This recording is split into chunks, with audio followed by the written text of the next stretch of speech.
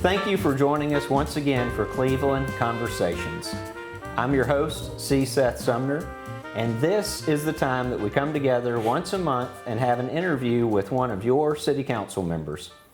This time we get to use to better understand why they chose to serve, why they were selected to serve, and what their goals are for improving your lives and this community. Today, we have District 1 Council Member, Miss Marsha McKenzie with us. Thank you very much for joining us on Cleveland Conversations. Thank you for having me. Yes, ma'am. So let's jump right into it. With District 1, you are a longtime resident. What was the reason that you chose to serve as a city council member? Well, my husband served for like 10 years on the city council. And toward the last of his term, he had some health issues, and he knew that he might not be able to finish his term. So he asked me one day, would I consider finishing his term for him, which I didn't really think about, but then he, of course, passed away. And after that, they had to find someone to fill his spot, and they were taking applications, And there were like probably 8 of us that applied. Some friends and different people had approached me and asked me would I consider finishing Charlie's term, so I went ahead and applied for it. And after the interview, the city council voted me to finish Charlie's term out. So you were able to step into Charlie's remaining term at that Yes. time, and you have ran for city council Yes. and been elected since then, Yes. continuing to represent District 1. Yes. After I got on the city council, I thought it was just to finish his term. And I had someone tell me, he said, once you get on there, you're really going to enjoy it and you'll want to stay. Well, I didn't think that was the case, but they were right. And so I did run and win an election for myself. Wonderful. Yes. Tell me a little bit more about District 1 and how long you've lived in the district. I actually have lived in District 1 and a little bit of District 2 most of my life, most of the years that I've lived in Cleveland. And of course, when I came to Cleveland, the Village Green was the village shopping center at that time, had just been built. We had several businesses. It was the business area. Downtown and South Lee Highway was the business area. We didn't have, anything past George R. Stewart School. So I've grown up in District 1, and I've seen it at its best, and I've seen it as it kind of declined with some of the businesses moving out. And to today, when we're looking at the revitalization of downtown and South Lee Highway. That's right. You mentioned business, and that'll lead me into my next question is, you and Charlie have had several businesses. How does that entrepreneurial spirit help you in being a council member? Well, it makes you a part of your city. More than just living in the city, you actually become a part of the city. You become a part of what's going on in the city. You have what I consider an invested interest in the city. That's a good term. That's a good term. So with that invested interest, you're working to provide income. You're putting food on your own table. Yes. You have employees that you're having to make sure you're able to provide for, and you're working still to improve the community. Yes. Do you want to talk more about some of your businesses? Well, Charlie and I, of course, had the furniture warehouse for probably about 30 years. We enjoyed that, and we also had, at the same time, Charlie was working for the Bradley County school system, driving a school bus. He was also a constable for the county, and we were also remodeling houses, buying properties, having rental properties, flipping them. Okay. So we've had several jobs in our community. It sounds like y'all like to stay busy. You also have a background in missionary work. That, with your service in the community, including some time spent overseas. How have these experiences informed your priorities as a council member?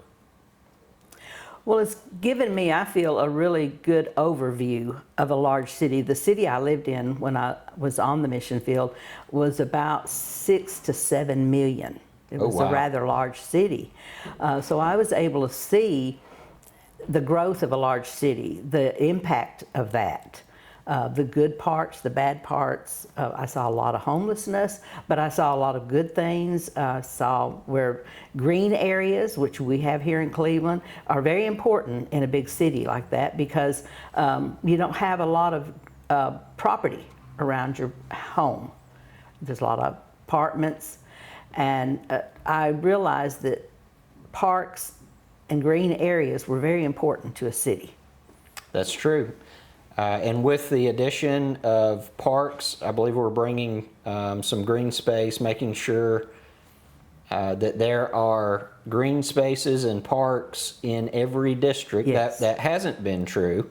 True. But the city council and the city manager working together and city staff are making that a reality now. Yes, and I'm very glad to see that. I'm glad to see the green spaces. I'm glad to see all the sidewalks that's beginning to connect the different communities because our city is made up of various communities.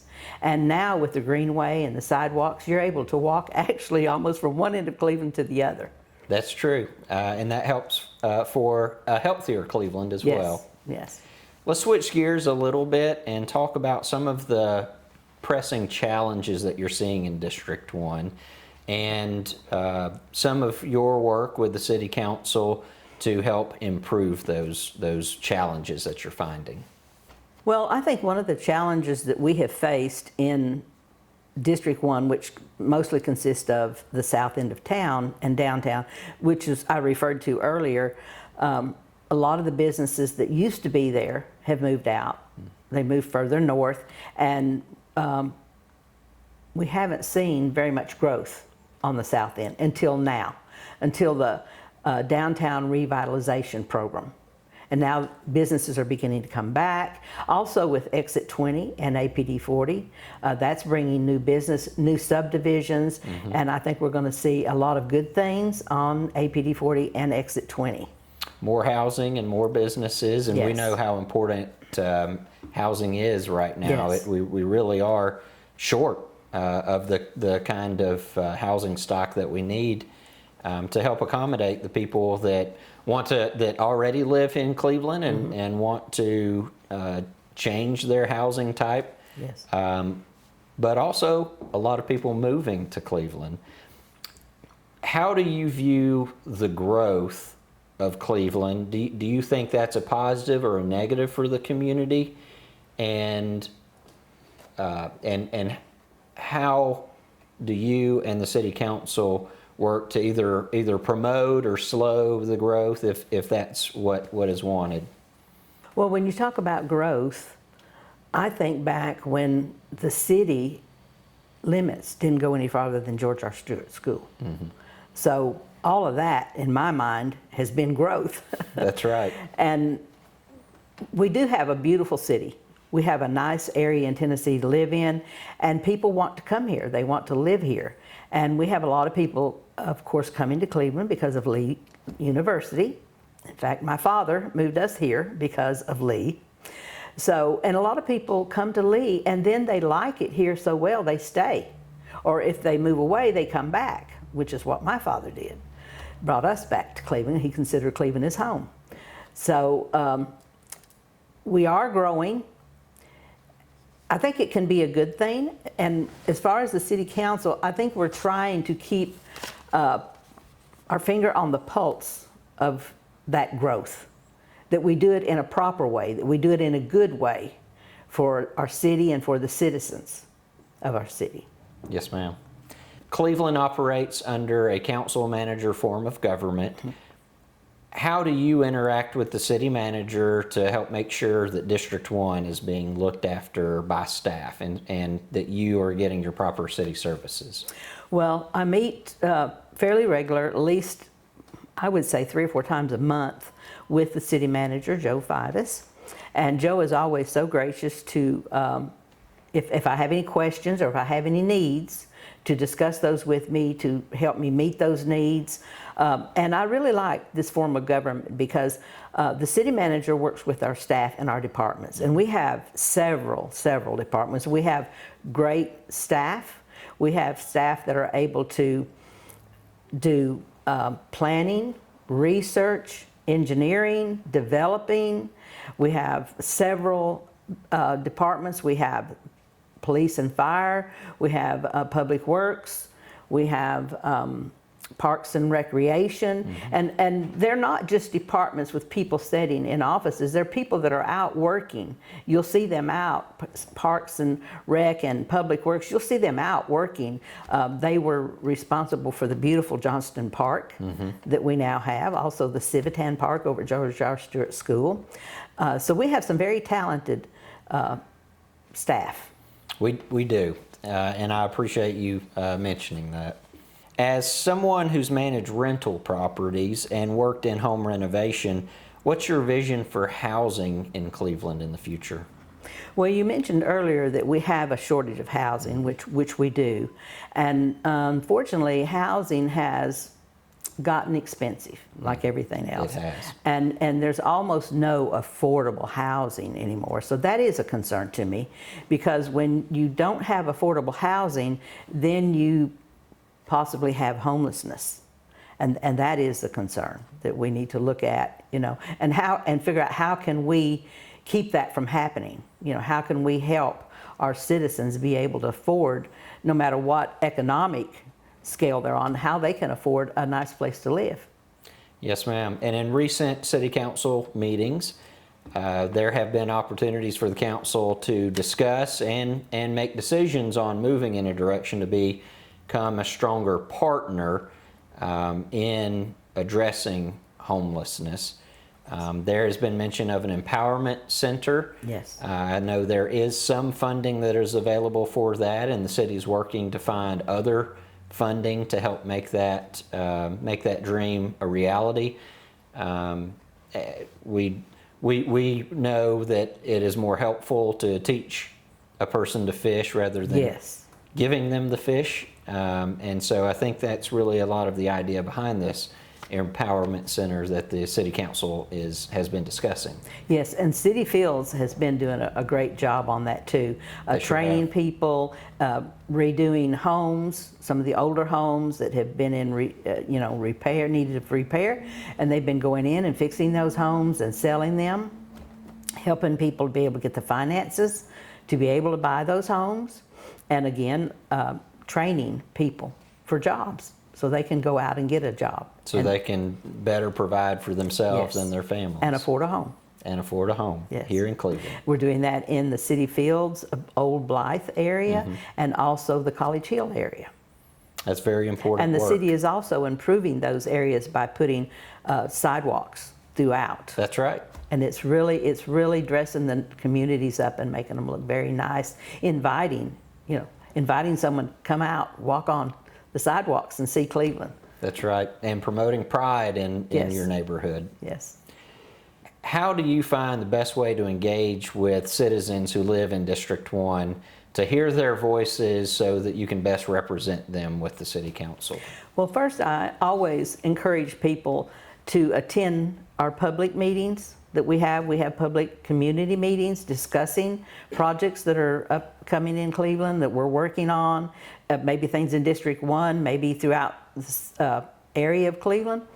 And I encourage them to do that. I encourage them to listen to our programs, because our meetings are recorded. If they can't come to the meeting, which we have every second and fourth Monday of the month, they can listen to those on our website.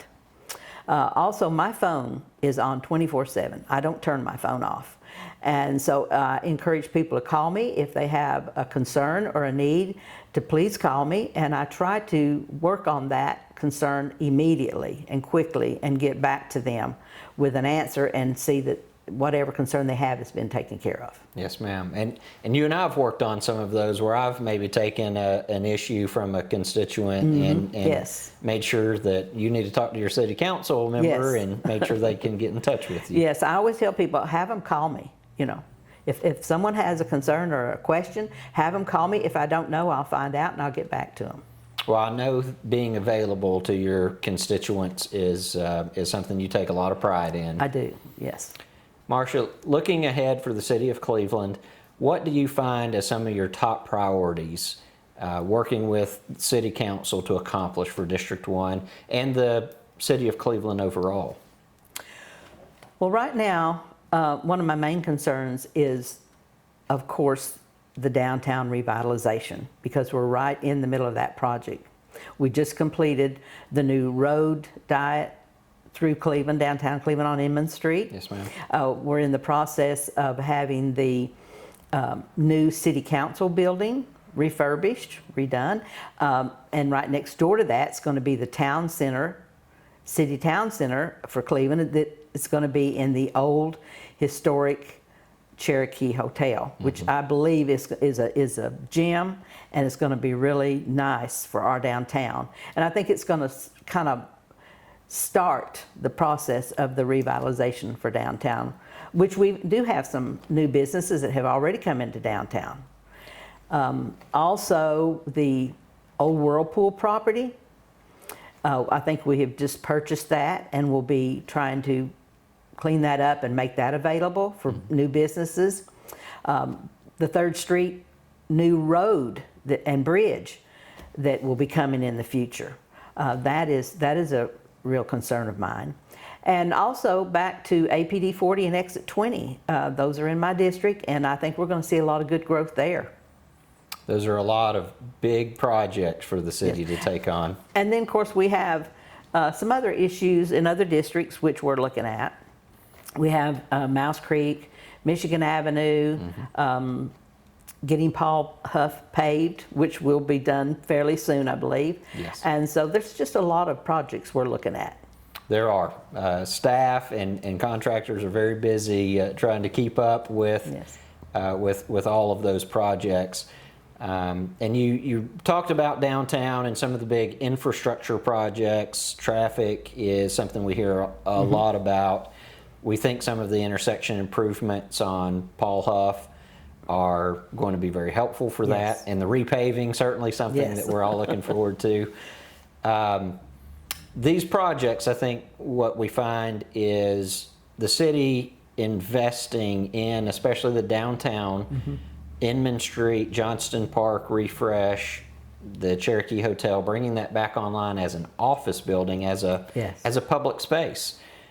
That gives confidence to the private sector to say, welcome back to downtown. Yes. We are open for business. We want more and more people in our hub, in our city center. I think that's going to be a very good thing for the city of Cleveland. And you know, Seth, the city manager, Joe Fivas, the council, and the city staff, they work very well with contractors, developers, to bring new businesses to Cleveland. That's right. And we try to work with those businesses and developers to make them able to come here. Be very business friendly. Yes, business friendly. It's a good attitude to have. Yes. Ms. McKenzie, do you have anything else that you would like to share with your constituents? Well, I would just like to say thank you for my constituents that voted for me, that put me in office and have trusted me to see their needs, look over their needs for them, and I just really appreciate it. Thank you very much. Thank you for being with us today. It's been an honor to sit with you and learn a little bit more about your hopes and dreams for this community. Folks, thank you for joining us once again for Cleveland Conversations. You can look for us again next month. We'll host another City Council member. Until then, I hope you stay safe. I hope you're having fun in this beautiful community. And may God bless Cleveland.